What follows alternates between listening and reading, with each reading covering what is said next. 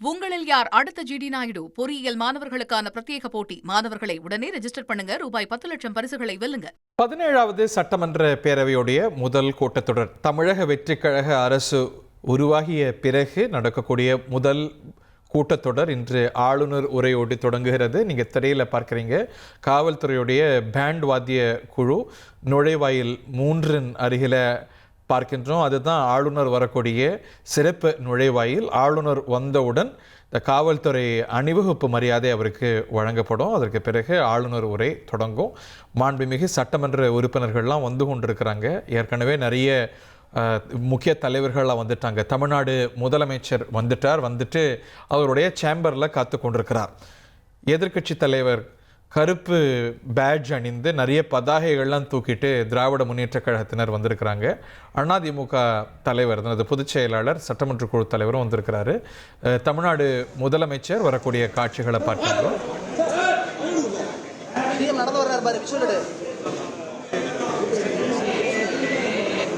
தமிழ்நாடு முதலமைச்சர் நுழைவாயில்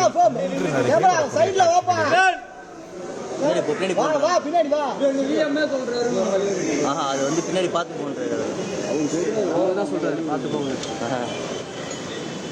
லூகாஸ்லாம் க்ளோஸ் பண்ணா.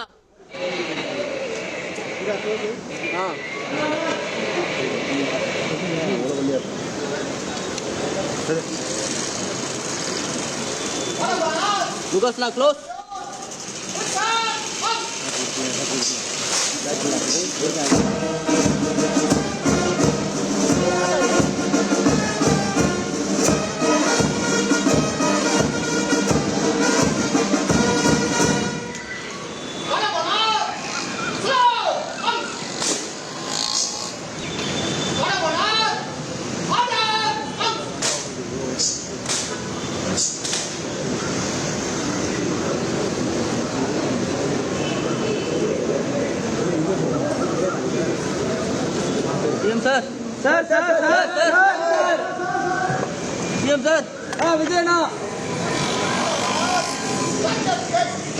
சிறப்பு நுழைவாயிலான தமிழ்நாடு சட்டமன்ற பேரவையின் சிறப்பு நுழைவாயிலான கேட் 3 இதற்கு முன்னதாக கொஞ்ச நேரத்துக்கு முன்னாடி தமிழ்நாடு சட்டமன்ற பேரவையின் தலைவர் திரு ஜெயசிறி பிரபாகர் அவருக்கு காவல்துறையுடைய அணிவகுப்பு மரியாதை வழங்கப்பட்டது. அதை தொடர்ந்து முதலமைச்சர் வந்தார்.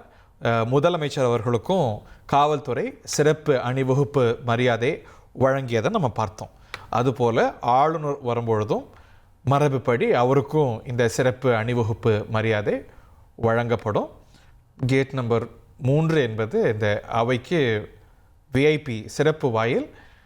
அந்த வாயிலாக முதலமைச்சரும் உள் செல்லக்கூடிய காட்சிகளை பார்க்கின்றோம். இன்னும் சற்று நேரத்தில் தமிழ்நாட்டு அரசின் ஆளுநர் வந்து விடுவார். ஆளுநர் வந்தவுடன் தமிழ்நாடு சட்டமன்ற பேரவை வழக்கம் போலவே தமிழ்நாடு சட்டமன்ற மரபின்படியே தமிழ்த்தாய் வாழ்த்து பாடலோடு தொடங்கும் என்று இந்த 17வது சட்டமன்ற பேரவையின் முதல் கூட்டத்தொடர் தொடங்கும் என்று நாம் அறிகின்றோம்.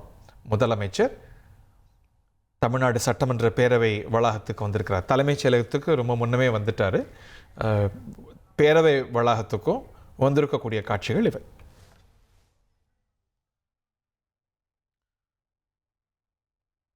இன்னைக்கு முக்கிய நிகழ்வு, இப்போ தான் நீங்கள் தொலைக்காட்சியில் ஜாயின் பண்ணுறீங்கன்னா ஆளுநர் உரை இடம்பெறும்.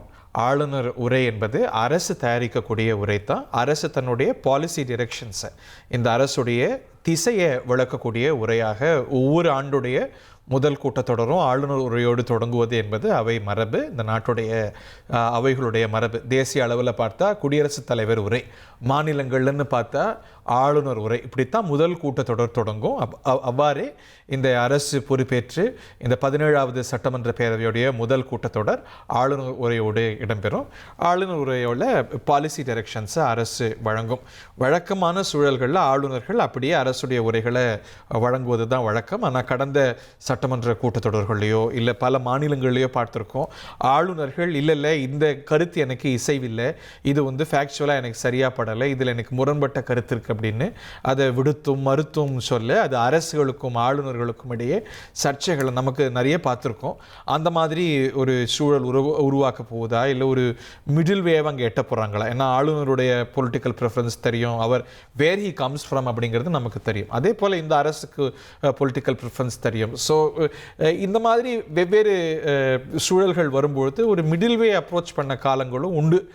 அப்படி ஒரு இணக்கத்தை இந்த மாறுபட்ட சூழலுக்கு மத்தியிலையும் இந்த அரசும் ஆளுநரும் கொண்டு செல்ல போகிறாங்களா, இல்லை ஒரு பாயிண்ட் ஆஃப் ஃப்ரிக்ஷன் முதல் கூட்டத்தொடர்லேயே உருவாக போகுதாங்கிறத பார்க்குறோம். ஏன்னா பக்கத்து மாநிலத்தில் அது உருவாகி இருக்கிறது. இந்த வந்தே மாதரம் பாடல் தொடர்பாக தான் இதே ஆளுநர் சம்பந்தப்பட்டது தான்.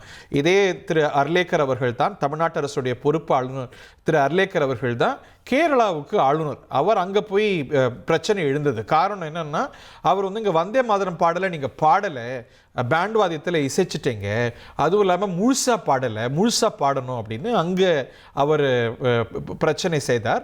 அங்கே அவர் அதை வந்து ஒரு இஷ்யூவாக எழுப்பினார். இந்த தமிழ்நாடு அரசு இதை எப்படி செய்ய போகுதுங்கிறத பார்க்கணும். இதற்கு முன்னாடி இந்த வந்தே மாதரம் பாடல் சர்ச்சை எழுந்ததெல்லாமே ஆளுநர் மாளிகை நடத்திய நிகழ்வு. அந்த நிகழ்ச்சியை நடத்துனர்களாகவே ஆளுநர் மாளிகை தான் இருந்திருக்கு. எப்பப்பெல்லாம் இந்த பிரச்சனை வந்ததுன்னு பார்த்தா, ஆளுநர் பதவியேற்பு விழா செய்து வைத்தார். அரசுடைய அமைச்சர்களுக்கு, முதலமைச்சருக்கு, புரோட்டம் ஸ்பீக்கருக்கு, இது எல்லாத்திலையுமே முதல்ல வந்தே மாதரம் பாடல், அதற்கு பிறகு தமிழ்த்தாய் வாழ்த்து பாடல், அதற்கு பிறகு தேசிய கீதம் அப்படின்னு இசைக்கப்பட்டது. அந்த நிகழ்ச்சியை ஏற்பாடு செஞ்சு நடத்தியதே ஆளுநர் மாளிகை தான். ஆனால் இன்னைக்கு ஒரு மாறுபட்ட சூழலை பார்க்கின்றோம். ஆளுநர் தலைமையில் தான் இந்த நிகழ்வு, ஆளுநர் உரை இடம்பெற்றாலும் கூட இந்த நிகழ்ச்சியை நடத்தக்கூடிய முகமை அப்படின்னு பார்த்தா தமிழ்நாடு சட்டமன்ற பேரவை, அதோடைய செயலகம் தான். ஸோ இந்த நிகழ்ச்சியை நடத்தக்கூடிய வாய்ப்பு, இதை ஒருங்கிணைச்சு இப்படி இருக்கணும் அப்படிங்கிற ஒரு ஃபைனல் வேர்டை கொண்டிருப்பவராக சபாநாயகர் இருக்கிறார். ஸோ நம்ம அறிகின்றோம், தமிழ்நாடு சபாநாயகர் வழமையான அந்த மரபு தொடரக்கூடிய நிகழ்வை முன்னிருக்கிறார். ஆளுநர் பங்கேற்றாலும் கூட தமிழ்த்தாய் வாழ்த்து பாடலுக்குத்தான் தமிழ்நாடு சட்டமன்றத்தில் முன்னுரிமை அப்படிங்கிற நிலைப்பாடு எடுத்து அதுதான் மரபு என்ற அடிப்படையில் செயல்படுறாங்கிறது பார்க்கின்றோம். எதிர்க்கட்சி தலைவர் திரு உதயநிதி ஸ்டாலின் உள்ளிட்ட சட்டமன்ற உறுப்பினர்கள் கருப்பு பேட்ஜெல்லாம் அணிந்து வந்திருக்கிறாங்க, பதாகைகள்லாம் எழுந்தி வந்திருக்கிறாங்க. நிறைய பரபரப்பெல்லாம் இருக்க போகுதுங்கிறதுக்கு முன்னோட்டம் இவை. உங்களில் யார் அடுத்த ஜிடி நாயுடு? பொறியியல் மாணவர்களுக்கான பிரத்யேக போட்டி. மாணவர்களை உடனே ரெஜிஸ்டர் பண்ணுங்க. ரூபாய் 10 லட்சம் பரிசுகளை வெல்லுங்க.